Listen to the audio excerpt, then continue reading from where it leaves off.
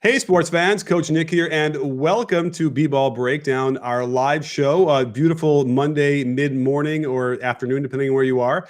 I am pleased to bring on a good friend of the breakdown, good friend of mine, Chris Oliver of Basketball Immersion. And we're going to talk about coaching. So, Chris, how is it going today? It's wonderful, Coach Nick. And, isn't this appropriate? We always have these conversations offline. So let's have one online and just talk about coaching. Coaching is way better. And you reference how many resources there are. Isn't this an incredible time? And I don't know about other sports, but basketball coaches have absolutely been unbelievable during this period of time, rallying and supporting each other and creating these methods to learn and connect. And we've had access to people that maybe we wouldn't have had access before. And that's just incredible. And the one thing I would say is that, you've been there, I've been there, and we'll still be there after it. And that's what's been amazing for me to be able to experience this time as well. For sure. Now, I will say I get to sort of be on a ivory tower here looking down because I'm not in the weeds coaching a team right now, and neither are you. You did it even much longer than I did. So I get it. There's probably a frustration from some coaches who are like looking at maybe me and you and saying, well, what do you guys know? You guys you're just relaxing every day. You're not dealing with the ins and outs of the pressure of winning and the star player wants this and that. I guess I would almost argue that from my vantage point, because of my platform, I get to interact with coaches from all around the world at every level and amass just like new information and new ways to look at things. And I almost feel like it's a better situation to then help disperse this knowledge.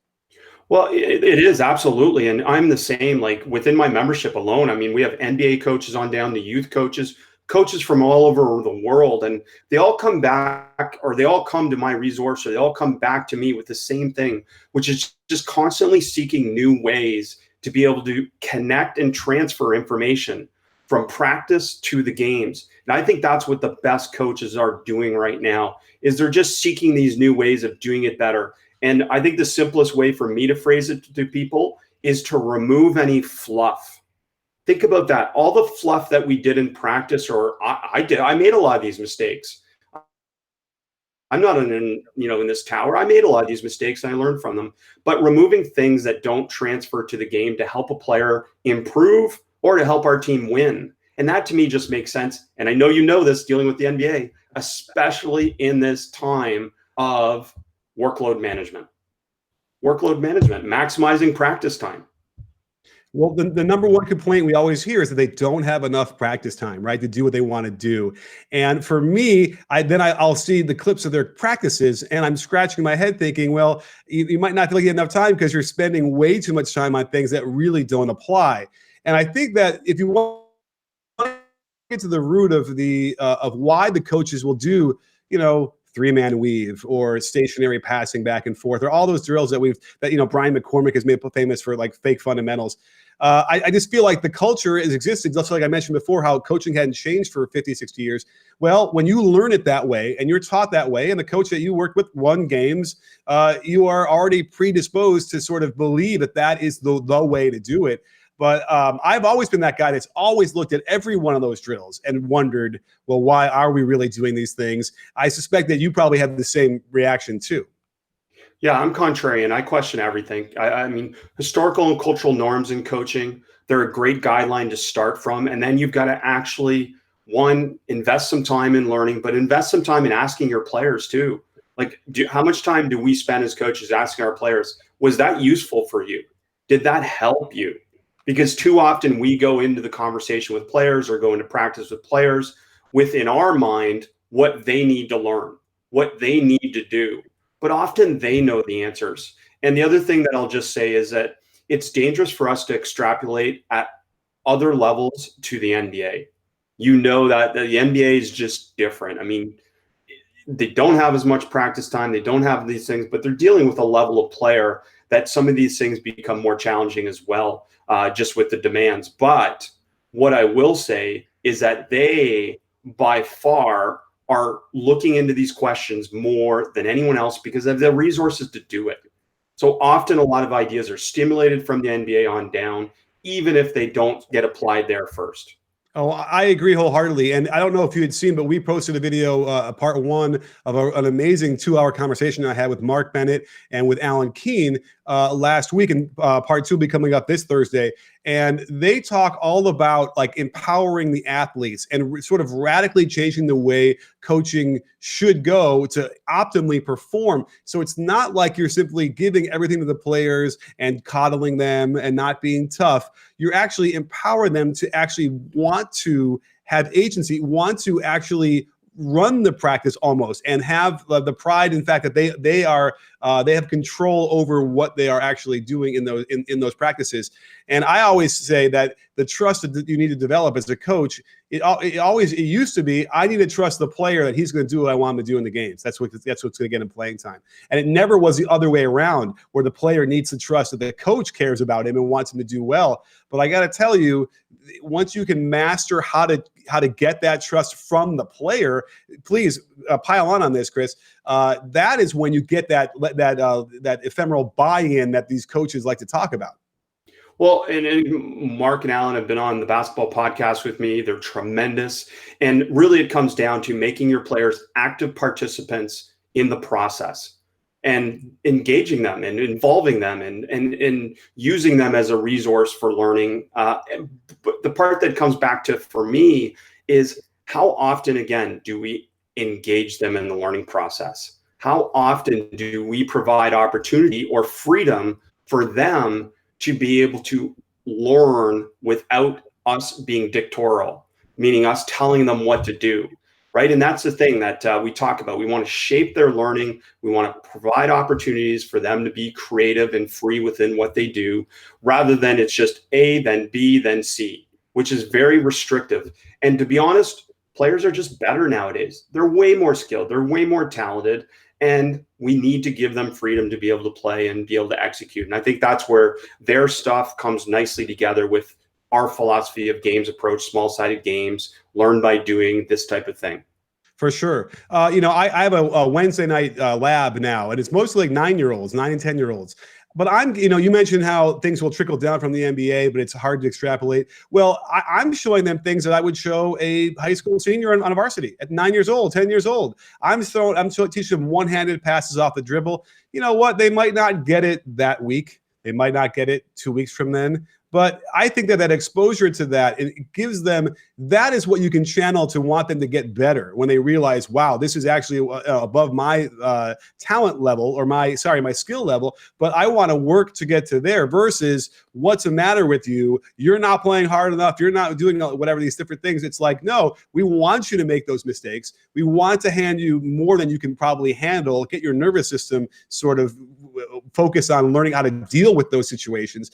It just feels to me like that's where we get into the danger of where it looks like it's almost too much fun for young players. But to me, all I'm seeing is really highly efficient learning and an evolution of their games. Well, and learning through mistakes and learning through trial and error and learning through experience and all those different things, and letting them try things and find out what they can do. But it's supported by research. I mean, the hard first instruction, this concept of throwing them in the deep end and letting them experience what they actually have to do. Safety is number one. So it's got to be safe. That supersedes everything. But as long as it's safe, we want to throw them in the deep end and then move backwards from there and figure out, well, what do I actually have to teach to them to help them perfect the skill? And a one-hand pass is a great example of that.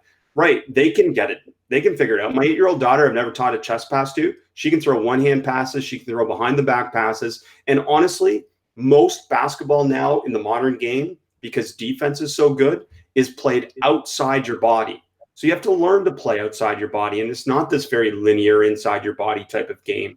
It's very dynamic. And I believe we're doing the right things if we're putting them in situations to be able to reach beyond what, again, are maybe predetermined expectations of what they should be doing at that age are. Again, as long as it's safe. Absolutely. Now, if you don't know what Chris Oliver is about, Coach Oliver, you got to check out YouTube. There's enough resources there to see even the little glimpses of what he does.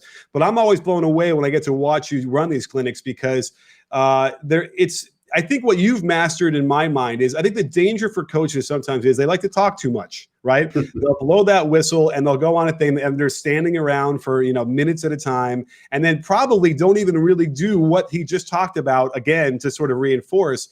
So I feel like what impresses me the most when I watch your stuff is how it's the economy of words. You can get in there, get your point across right away, but then you kind of go right into what you just said and have them redo it again, or have them just sort of reinforce physically what you just spoke about.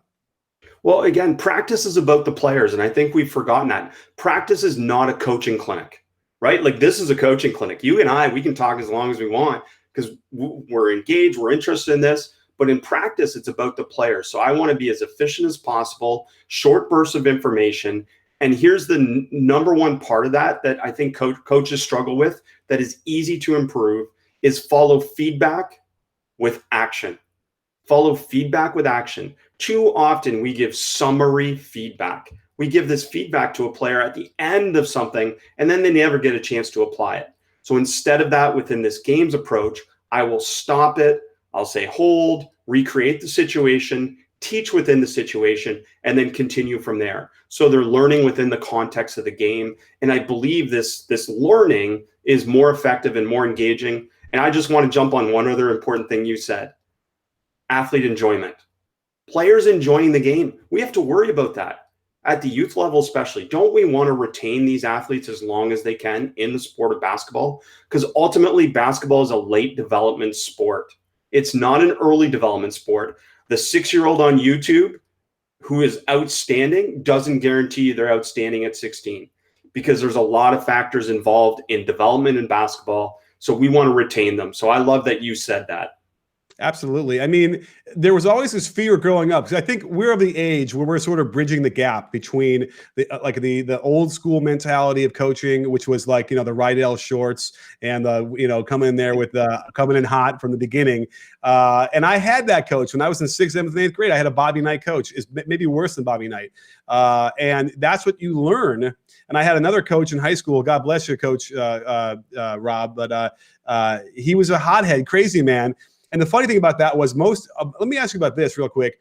Most of the motion offensive coaches that I've ever been around, when you talk about motion, which is sort of read and react and, pass and screen away kind of thing, ended up being the most crazy, hot-headed Bobby Knight style guys, which always made me wonder why they were like that, because it's the one offense where you kind of need to be a little bit more relaxed and sort of be able to be in a flow state where you can read properly and make shots when you're not having a guy screaming yet.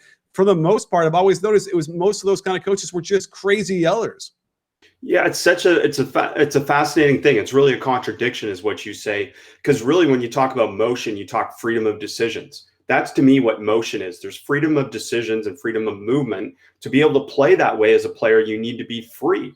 But when I'm coaching that, if I'm controlling every situation and saying you're wrong all the time about your decisions, then I'm inevitably limiting you. I'm limiting you as a player with your skill, and I'm limiting you as a player with your decisions. So that's definitely a contradiction. The interesting thing about a Bobby Knight is, again, move aside how he coached.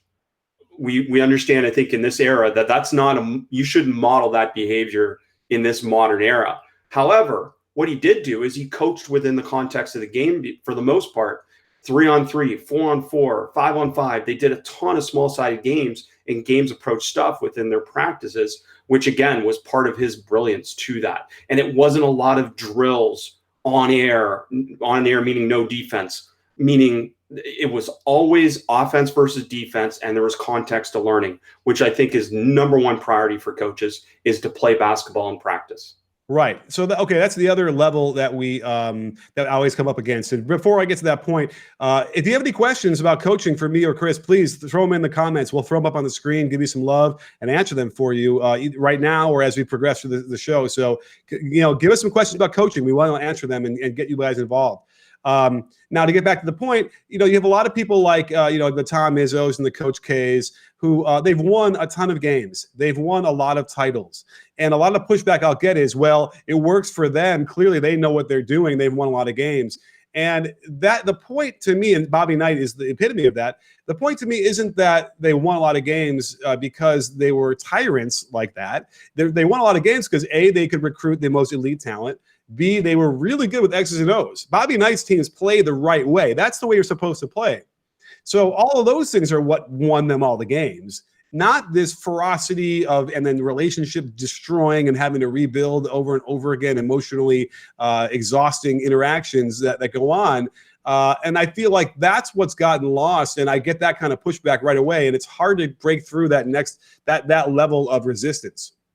Well, I mean, celebrity coaches are our model for coaching, right? So unfortunately, whatever they do, a lot of people want to model, especially if they're successful. So I understand the challenges in that. And again, it's not necessarily, I totally agree with you. They could have been great coaches no matter their approach because of all their knowledge. They're exceptional coaches, technically, tactically, running, organizing a program, recruiting, all those things that go into great coaching at that level. However, they approached coaching their players, whether it was, a free, open approach or is more authoritarian, they would have been successful, in my opinion. So I totally agree on that. And the question for people is there a better way? Always ask yourself, is there a better way? And I fought that my whole life as a coach. I tried to combat my competitive side, which is this intense. I had coaches that were my models that were crazy. And I have fought that all the time. And I didn't always win those battles. But I just think there's a better way for players nowadays and for people to be able to coach them, interact with them, and still hold them accountable and still build toughness and still build intensity. And I agree with that 100%. Absolutely. Well, let's talk about that a little bit because, I had started out as a Bobby Knight kind of style coach. I wasn't like negative and angry and disgust. But I was just so over energetic and over coaching and trying to get involved in everything and everything. Over energetic describes you to a T. I love that. Yeah, right. Exactly. And so my last 3 years as a varsity coach, after having some time off, which I thought was also really important, I wasn't a guy who needed to use those techniques, the anger and the disgust and the things for motivation for the players. But not one coach I ever went against or anybody who watched our teams play could ever possibly say that our teams weren't tough. Okay. And I realized that might be the big resistance thing is I need to make them tough and they got to be able to have this sort of fake masculinity notion of what that means. To me, what toughness is knowing that you're more skilled than the other team and that you're better prepared than the other team. And certainly if you want to shoot the ball from distance, and if you're going to be wound up and tight like a ball because the coach is on breathing fire down your neck, or on the flip side, the thing that really drives me nuts, it's the coaches that try and coach defense to shut the other team out as if that's their goal. Drives me nuts. And I feel like those are the environments where you're never going to get the players to play above their heads, right? Which is what I would say 85% of coaches across the world at every level always complain. They don't have enough talent. They don't have enough size. They don't have all these different things. So the only way they're going to win is to get your players to play above their heads, right? To get into a zone they don't know exists. And if that's what we're talking about, then I don't think that's really that easy, if not possible, to get that from the Bobby Knight style. Well, and again, here's the other part. And I don't mean this as a criticism. This is a reality, is that when we're talking the NBA, we're talking the professional basketball, we're talking college basketball with athletic scholarships, a certain amount of that is completely different immediately because I have something over top of them. I'm paying them. I have ownership of them from the scholarship. And that means you do what I say or else. And I don't mean it in that context, meaning mean. So I just mean that's the reality of that situation. But when we're coaching high school, we're coaching youth levels, we're coaching development, then we don't have that power, and nor should we strive for that power. We should inspire them with providing opportunities for them to grow as people and for them to improve as players. There's not a player I've ever coached who hasn't valued improving. So it's exactly what you're saying. If you can find that platform and engage them and encourage them and help them improve, they will love that experience. And the other thing that I agree is that skill is number one. The number one thing is skill above all anything else. If we're talking player development, it's skill. And here's why. The most skilled players are the most confident. The most skilled players are the most confident. Why? Because they have more solutions. They have more possibilities. Like, that's it. I mean, I am going to be more confident when I have more skill. So we got to focus on skill development. Toughness, defense, all that other stuff comes back to more of a cohesion and experience of playing on a team. It's important, but that comes from a team experience. Absolutely. I mean, I can't believe that years ago, my whole focus on was we wouldn't do skill development in my practices because we had no time for that. We had to do all the 5-on-5 stuff. I had to install my offense, install the defense, do the press, do all these different things. And I realize now, here's what's funny. Now I would do half my practice as individual instruction, basically, right? But I also realized that when I was doing my breakdown drills of the triangle offense, for instance, I was doing individual skill work that I would do now anyway. And I didn't consider that that way. And one of the reasons why I didn't was because I didn't make them live. I didn't put defense enough on those things. And people have heard me say this ad nauseum, but I think that sometimes coaches want to coach these drills as if, what if Bobby Knight walks in the gym? We got to have perfect lines and a perfect functioning drill. I just lost my deep popper. A perfect functioning drill where everything looks perfect and neat and all these things. What they don't realize is that the real learning and the real acceleration of that process happens in the chaos of a drill that's like live and it's messy and they have to come up with solutions, like you just said, on their own. And I realized much later after I stopped coaching again that I was like, those are the best practices we had, and it was competition, which is what the players are always so yearning for. That's the other thing is they want to play basketball. Yeah, they want to play. They want a competition. Even if it's 3-on-3, they want that. And, guys like Pete Newell, even back in the day, understood the small-sided games, is what you mentioned before, which is basically like, isolate parts of your offense, make it like a 3-line drill where they all play all positions, each position, and then you have defense on that. And so let's give some red meat to some of the coaches out there who are watching. When I ran my triangle offense, I had 2-line drills, 3-line drills, 4-line drills, all little sections of the actions of the triangle offense. And I do it till they got bored because I figured, that must mean they've memorized the pattern.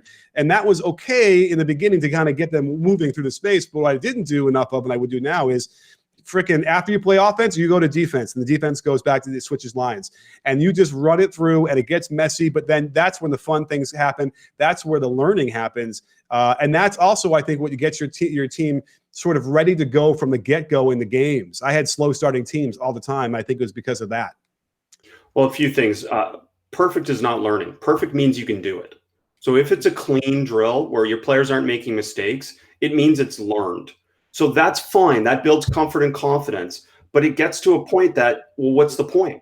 They can already do that. They know the pace. They know how to do it. They know how to not drop a ball, whatever it is. They can complete the task. So if we're really talking about development and improvement, then we want to constantly add load of challenge, desirable difficulties, so that they struggle and they have to fight for their learning. So in your example of, say, doing some 3-on-0 triangle breakdown, hey, awesome. That's an initial learning, or that's a reconnection that we come back to. But the majority of the time has to be spent on 3-on-3, 4-on-4 within the context of what you're trying to develop, because we want players to struggle. And here's the other part, two-way coaching. At the same time you're coaching offense, you're coaching defense, and vice versa. That makes me a better coach, because in the game, I have to two-way coach. So how about I run my practices more like games as a coach, and I get more game reps in practice? I become a better coach faster. Well, you know what? That also helps the players, because what they're doing in practice is actually happening in game. How about this? You get so good at 3-on-0 passing, and you're the best team in the world at 3-on-0 passing. But then they go to the game, and the players have to completely relearn it, because now there's perceptual information and there's decisions. And too often coaches separate skills and decisions like two separate things. They're the same. Skill development needs decisions, right? And that's a huge part of this process. Absolutely, I agree. And we're going to have a question thrown up here. I'm hoping it's going to pop up on my screen in a minute, but I have it here privately. So let's answer this question. I'll read it to you if you can't see it on your screen, Chris. From Tyler Snaza, where is the balance between freedom and structure? Too much freedom has too many options, and too much structure prevents reads. And wow, that's probably the best question I've seen in a long time. And I'm going to throw it to you first. Well, shout out to Tyler, because he's a member. And look, here's the thing. I am a structured coach, but I believe in this process of structure to unstructure.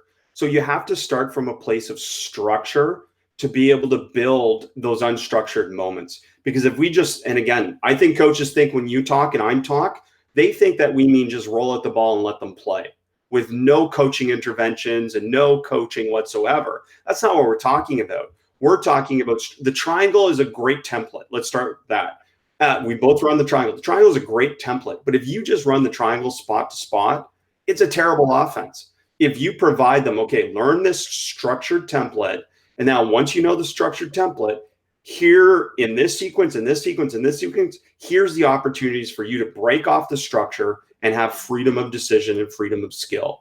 And that's the process of gradually growing freedom.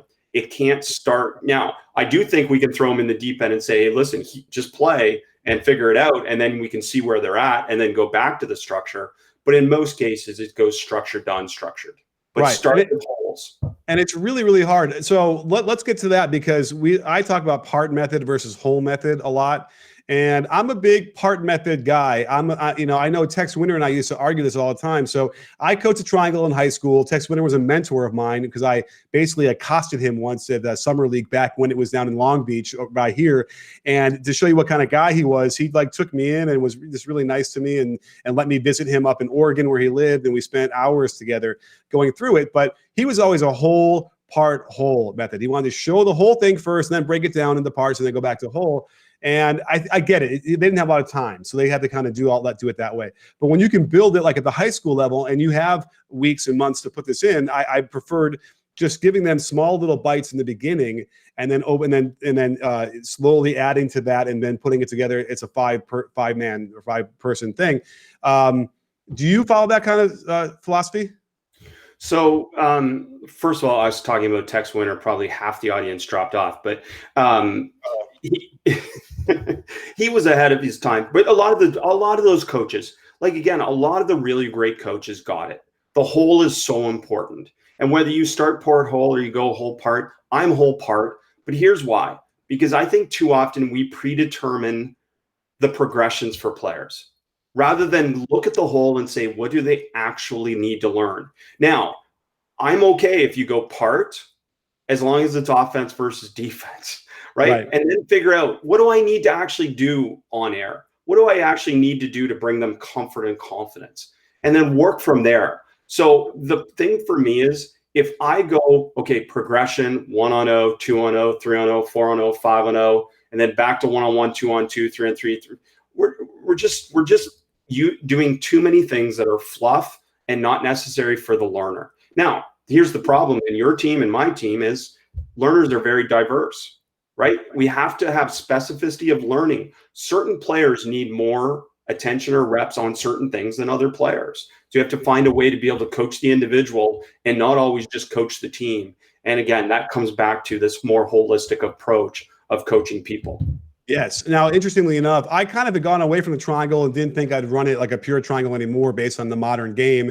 But I did a video yesterday explaining how the triangle worked for the last Bulls championship team. And I kind of became enamored with it all over again, having not, looked at it for several years and realized that, damn, there's so many good things that they can run out of there that are actually pretty basic. The Lakers, when they won their three-peat with Phil Jackson and Kobe and Shaq, they only used the first four options. Basically, it was very rudimentary compared to what the Bulls ended up doing in that second three-peat of theirs. So I find that really fascinating to have my mind kind of blown again to realize, hey, and this offense was being run in the 20s and the 30s, the triple post and into the triangle, which makes me really excited that the game is basically so perfect that when they invented it, they already had come up with the concepts that will still work, into the modern game with the new the new skills that we have.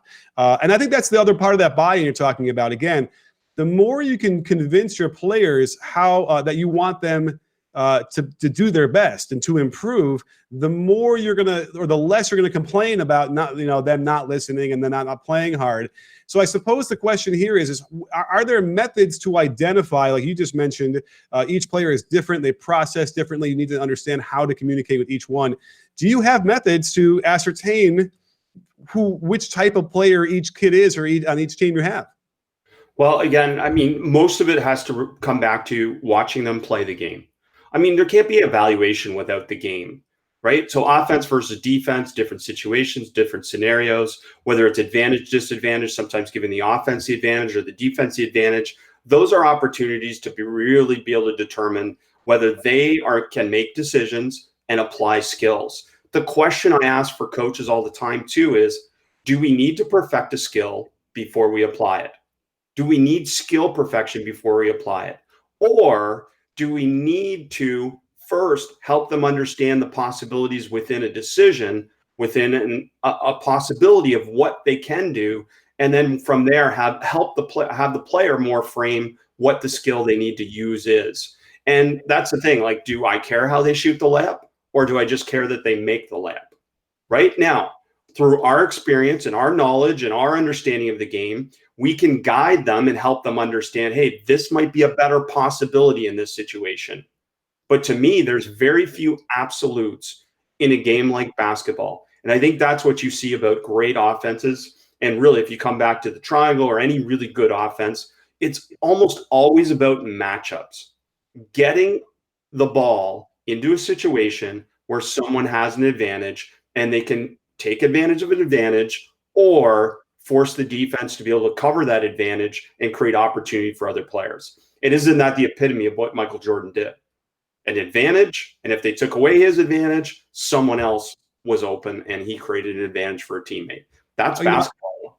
I'm really glad you brought that up, because in the video that we showed of the triangle and how Michael ran it in that last year, if you were to look at the quality of shots that he got out of that offense, and then you go look at Kobe, for instance, who ran the same offense and never got those kind of quality looks. I mean, he did half the time. The other half the time, he'd take the most difficult shots. Then you look at a guy like James Harden, who never gets shots that are that easy, right? Almost never, with letting the offense work for him. It was startling to me to see that and to realize that, like, if Michael wanted to play like James Harden does now, he would have scored 55 points a game. His field goal percentage would have gone down a little bit, I imagine. But that's the thing that was so heartening to me to see, just as an aside almost, that but it does talk about coaching, because it wasn't easy for a guy like Michael Jordan to finally accept that offense and moving along with five fingers in a hand together in a ballet like that would actually make the team better. And I feel like that's another thing I've discovered, even at the high school level, where you might have a guy who's really good, and the assistant might say to you, well, just run pick and roll every single time down. Why wouldn't you? You get a good shot on that end. And I think that there's a real deficit to the rest of the team when you do things like that you run the risk of alienating, and then also maybe ultimately suffering in the win-loss column. Well, yes. I mean, again, when we're talking about development, it's a different story, right? Development, we want players to have opportunities. We want players to have freedom, especially when it comes to shooting and different things like that. And we can come back to that if you want. But just on that point, there's a big difference between being a competitor and being a winner, right? I can be a competitor without winning. And I think that's a distinction between some of the top players. Like, no one would argue Kobe's not a great competitor. In fact, he's both. He's a winner and he's won. Mm-hmm. But man, the difference between that next level for Michael was no doubt that he was a winner. And with winning, I think comes a certain humility in understanding the value of the people around you. And I think that's what great competitors who are winners are. They just have this humility and understanding that other people are important. And I think that's a huge distinction. For sure. Well, you know what? Should we get into a little bit of like nuts and bolts stuff? Just I feel like, should we talk about shooting? Because that's always interesting to people. For sure. Love shooting. You and I can talk shooting all day. I know that. Yeah. Well, one of the things you said reminded me of, like, I had tortured my players for a long time because of like what the right way to shoot was supposed to be. Right. So you mentioned the layup the guy makes. It's a little unorthodox, but it goes in. Well, I mean, I had players that use the turn. And I tortured the kids. You got to have your 10 toes to the rim. You got to be square. They could never even get it. They might have even improved a little bit just because they, in earnest, wanted to, do what I said. So they actually shot more. But I realized much too late that I was a detriment to a lot of those shooters. And now, even what you had said earlier about like who the best coach is for individual players. When I coach the 9-year-olds, I would ask them. I said, okay, who's the best coach? Who's your best coach for shooting right now? And they all thought they're supposed to point at me, like I'm like, no. You are. You just need to be ready to listen to what your body is telling you and what your wrist and your elbow. And so that to me is a huge hurdle that I think are we making progress there? Are more and more coaches embracing this notion of not trying to imitate Klay Thompson and more trying to unlock the inner shooter in everybody? Yeah, everyone's different. I think there's commonalities to great shooters, and I think we all agree there's some commonalities. They have all certain things in common, but there's a lot of anatomical difference between shooters, and there's value to trying to imitate, but ultimately you have to feel comfortable. And I went through the same challenges you went through as a young player, that some coach told me I had to have my elbow in. Well, as soon as I bring my elbow in, I feel tension in my shoulder.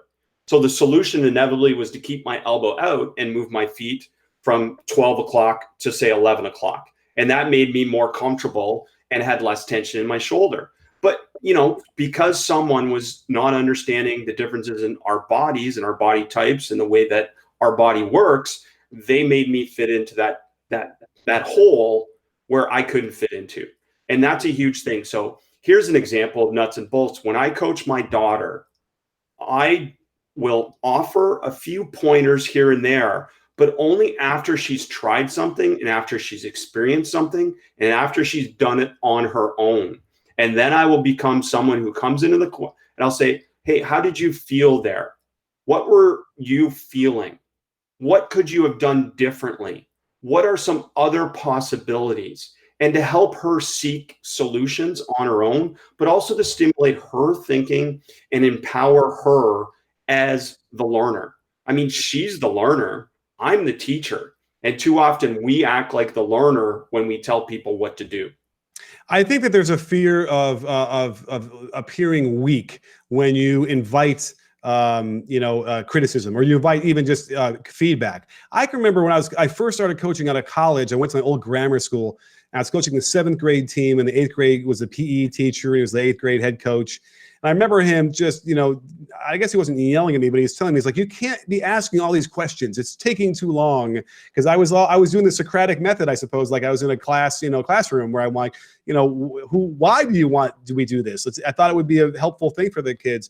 But I also do feel like, Mark Bennett from last week was talking about, like, he would have, I said, do you ever have these things where at the end of the year, you have like a questionnaire and you invite the players to give criticism to you? And he goes, we do that after every practice. I was like, whoa. Yeah. Can you imagine coaches who would say, hey, how did I do today in practice? That would be the biggest hurdle I can imagine of any coach to try and be able to handle. Maybe like younger coaches coming in have less of the ego when they're younger or whatever. But man, anybody our age or older, I can't imagine that would go over very well.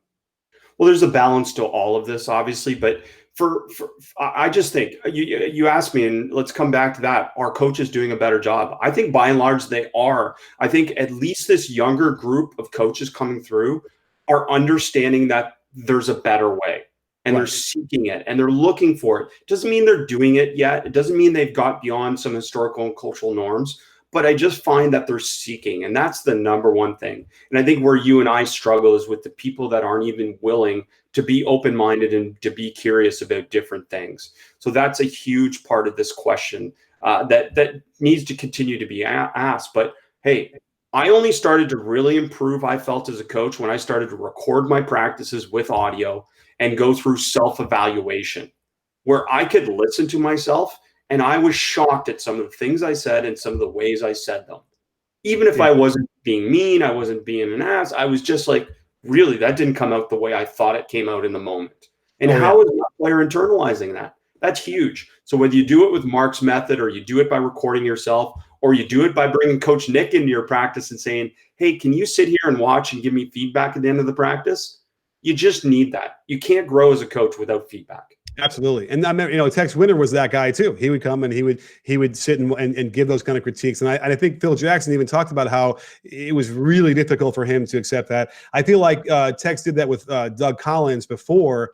I've been eating way too much sugar. My mind is completely mush. But and I think that Doug Collins relegated him to like the end of the bench or something because he couldn't handle that as a young coach, somebody daring to critique him. And I think Tex was just like, these are good things to learn. But we got a question. Let's throw this up here from Tim Hewer.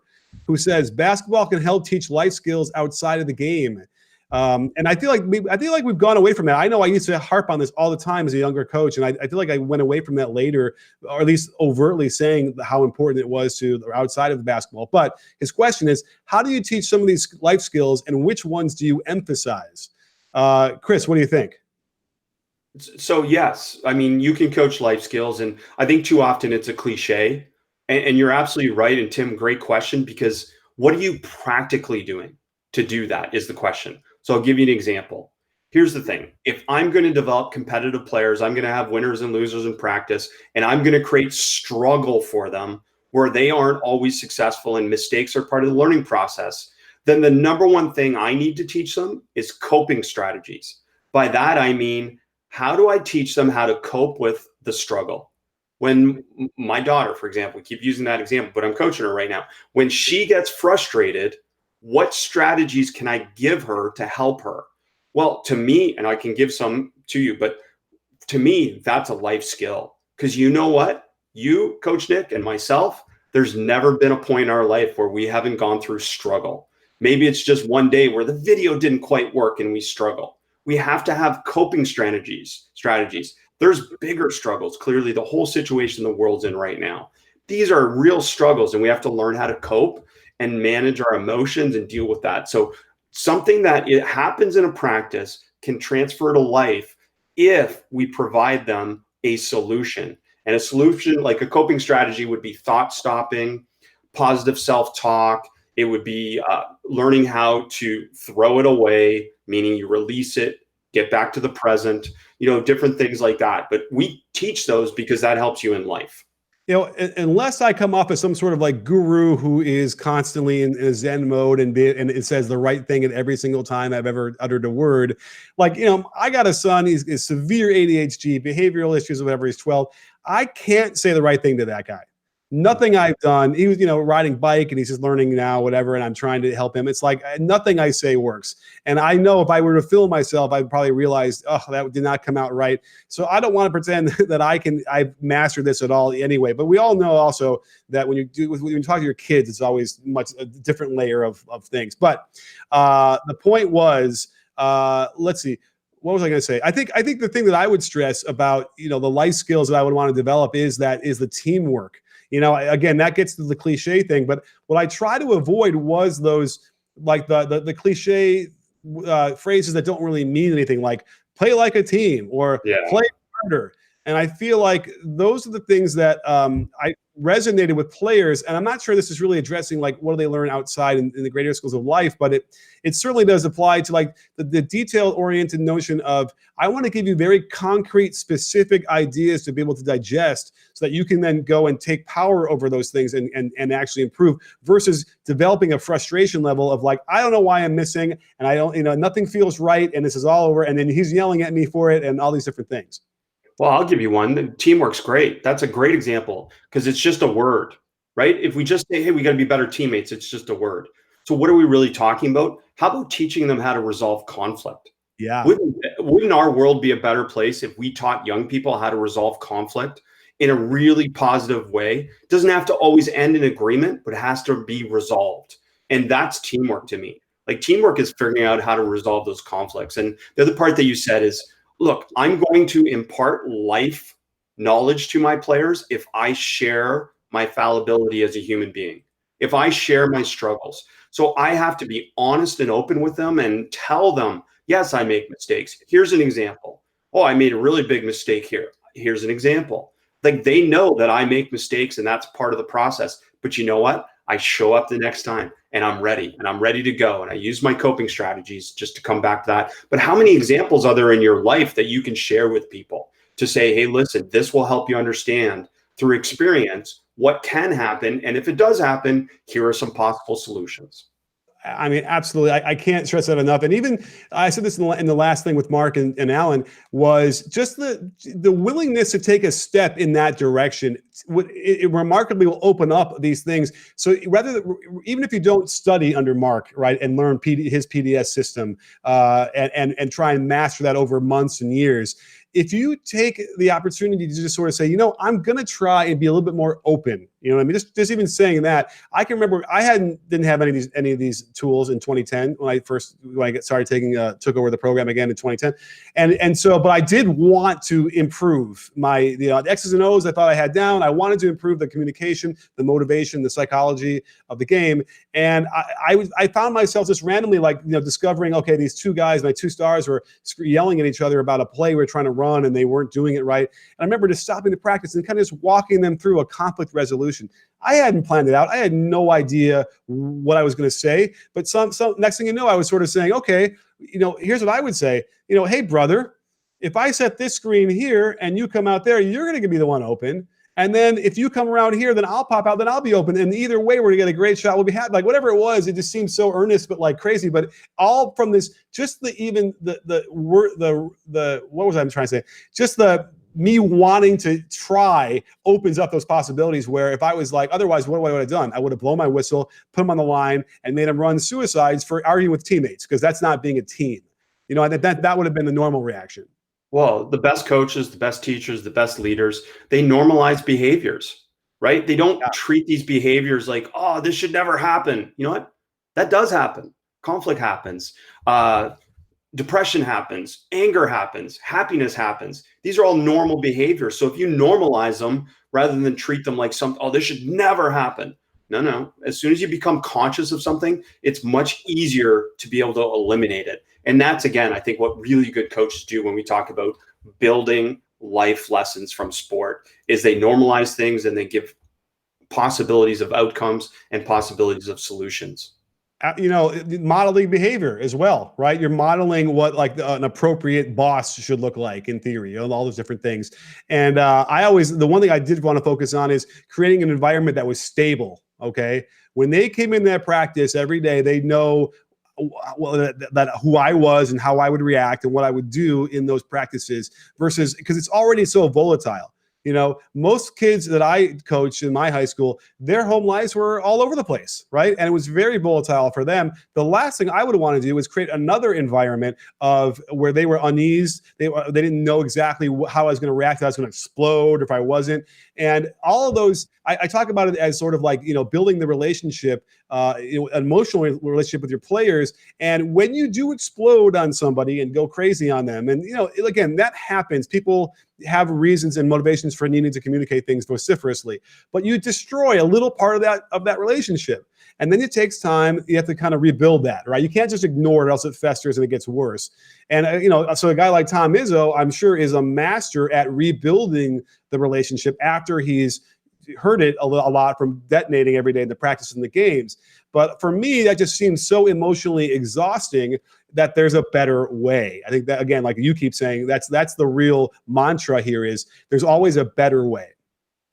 Over communicating safety. That's the one regret I have. I think I tried, but I definitely didn't do enough to constantly communicate to my players safety. I was talking to my wife about this the other day, just saying, oh my gosh, if I had done a better job early in our relationship, and we have a great relationship, but if I had communicated more about the fact that she's safe, she can say anything, she can tell me any problems, any issues, how many conversations would have been avoided later on if we just brought up this safety component? You're safe. You're safe. You can make mistakes. You can communicate whatever you need to communicate to me. This is a safe environment. This is constantly saying that to our players and to our significant others. And then the other point is what I call aftercare. The greatest coaches are phenomenal. And it is the most draining part of coaching, aftercare.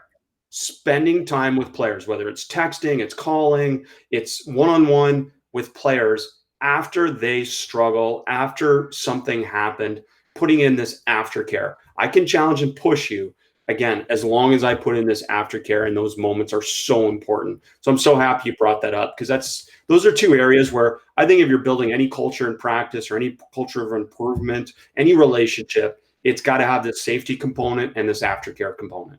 Yeah, I mean, I can't tell you how many times I've had to say to my wife, honey, we're on the same team. But anyway, let's go to a question we have, Usman Jamil, and that was not nervous laughter. Usman has a question. Would an elite point guard like CP3 or Steph be able to thrive in the triangle offense? So let's get into some nuts and boltsy stuff there with the NBA and the triangle.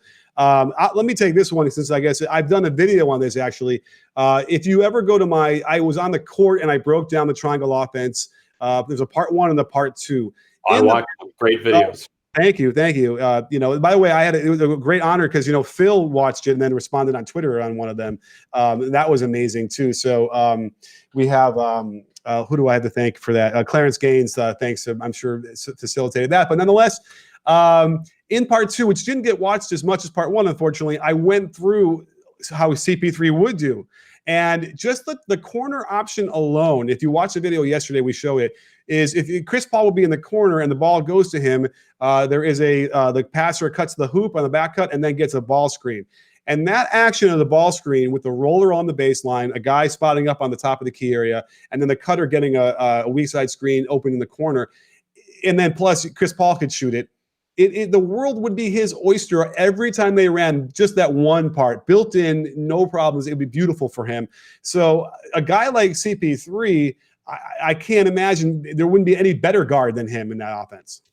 Yeah, components of the triangle exist in the game now. I mean, it's not the whole, but there's parts of the triangle and so many things. So definitely, I believe it could be effective. But the number one thing is it has to be modernized for the spacing.